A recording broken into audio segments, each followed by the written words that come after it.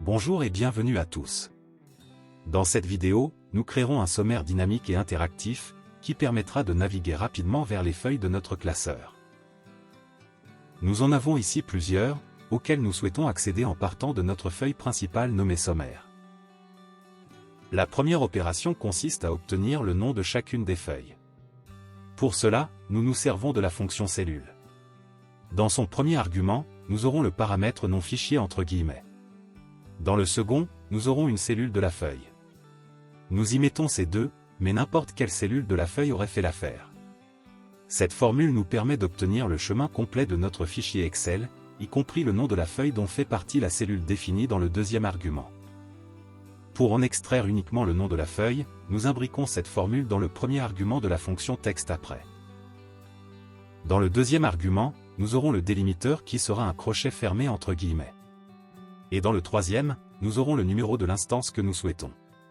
En mettant -1, nous obtiendrons la première en partant de la fin de la chaîne, soit le nom de notre onglet. Copions cette formule. Un clic droit sur l'un des onglets nous permet d'obtenir un menu contextuel dans lequel nous avons l'option de sélectionner toutes les feuilles du classeur. Ce que nous faisons. Nous enlevons l'onglet nommé sommaire de la sélection, en maintenant la touche CTRL enfoncée et en cliquant sur son nom. Nous revenons sur l'une des feuilles de la sélection. À présent, chaque modification sur une cellule d'une des feuilles sera appliquée sur la même cellule des autres sélectionnées. Il faut donc être très attentif et conscient de cela. En cellule 1, nous collons la formule que nous avions copiée précédemment. Nous obtenons ainsi son nom, et toutes les feuilles qui sont dans la sélection ont eu la formule copiée dans leur cellule 1, et donc leur nom y apparaît désormais. Pour l'étape suivante, nous passons par l'onglet Formule, et dans le groupe nom défini nous choisissons définir un nom. Dans la fenêtre suivante, nous lui attribuons le nom, mes feuilles. La partie zone restera sur classeur, mais nous modifierons la partie fait référence à. Après le signe égal, nous sélectionnons la première feuille nommée Produit, de notre sélection. En maintenant la touche Shift enfoncée, nous cliquons sur la dernière feuille nommée Ouest, et enfin sur la cellule A1. Nous aurons donc entre des apostrophes, une plage de feuilles allant de Produit à Ouest, les deux noms étant séparés par le symbole 2 points. Puis un point d'exclamation suivi de la référence à la cellule A1. Ainsi dans le nom Mes feuilles, nous aurons les valeurs de toutes les cellules A1 de chacune des feuilles de notre sélection. Cependant en cellule B2, un appel de ce nom provoquera une erreur, les cellules A1 étant d'une certaine manière empilées les unes sur les autres. Pour les visualiser, nous imbriquons le nom Mes feuilles dans l'argument de la fonction assembler. Ainsi nous obtenons une matrice verticale des noms figurant dans chacune des cellules A1 de notre sélection de feuilles. Continuons en cellule C2. Cette fois, nous utilisons la fonction lien hypertexte. Dans son premier argument nous construisons une chaîne qui nous enverra vers l'emplacement souhaité. Nous aurons entre guillemets, le sigle dièse, suivi d'une apostrophe. Ensuite nous aurons une esperluette, qui est l'opérateur de concaténation de chaîne, suivi de la référence à la cellule B2. Nous lui ajoutons l'opérateur de référence dièse, afin de sélectionner toute la plage propagée qui contient tous les noms de feuilles.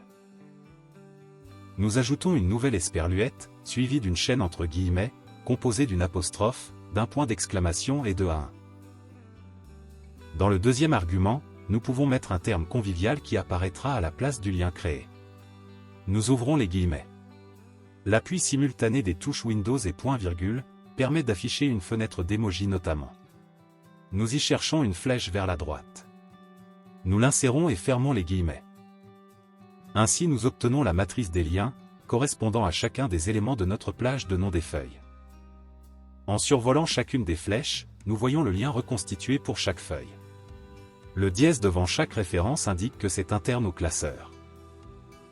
Un clic sur l'un d'entre eux nous emmène vers la cellule A1 de l'onglet concerné. Cependant, nous devrons sélectionner l'onglet sommaire pour y retourner. Pour améliorer cela, nous sélectionnons à nouveau toutes les feuilles, sans l'onglet sommaire. Nous cliquons sur la première nommée Produit, maintenons la touche Shift enfoncée, et cliquons sur la dernière Ouest.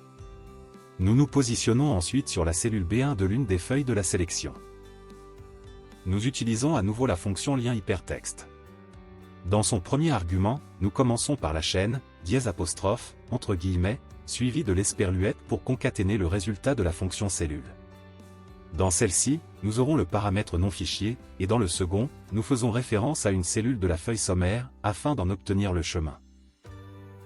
Nous ajoutons une nouvelle esperluette et entre guillemets, nous aurons la chaîne composée d'une apostrophe, d'un point d'exclamation, et de B1.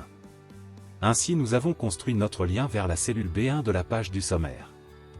Pour le nom convivial, nous choisissons une flèche vers la gauche dans la fenêtre des emojis, et la mettons entre guillemets. À présent nous avons une flèche de retour dans la cellule B1, de chacune des feuilles de notre sélection.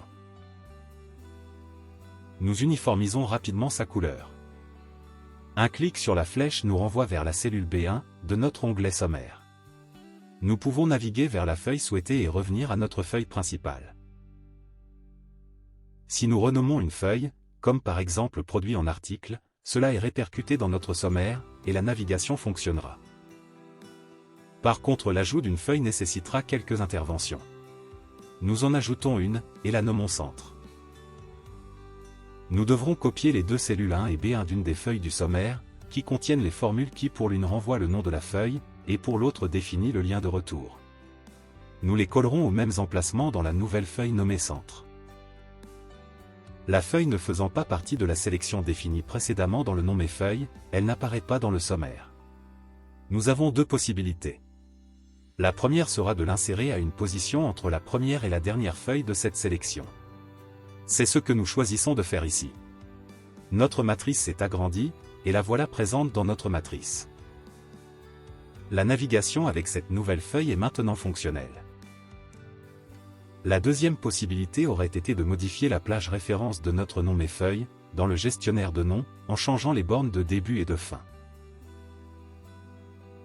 Nous voilà arrivés au bout de cette vidéo.